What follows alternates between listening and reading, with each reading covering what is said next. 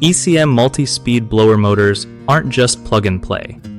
You gotta program the CFM settings to keep your HVAC system running smooth and avoid costly headaches.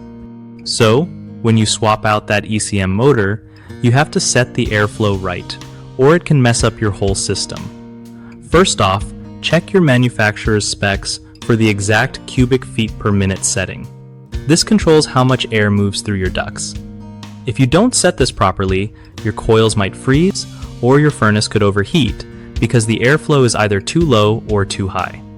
Use a digital controller or the motor's built-in setup to adjust the speed settings until you hit that perfect airflow. Also, double check your ductwork isn't clogged or leaking, since that throws off the CFM measurement big time. Remember, not all ECM motors have the same default settings, so assuming one fits all is a recipe for trouble.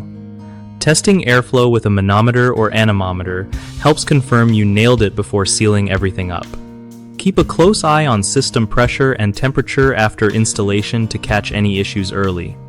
One of the biggest mistakes is thinking ECM motors are just drop-in replacements without programming the CFM settings, which leads to airflow mismatches and system damage. Fix this by always referencing your HVAC system's airflow requirements and using the motor's programming tools to match those specs exactly. Another common problem is ignoring duct conditions.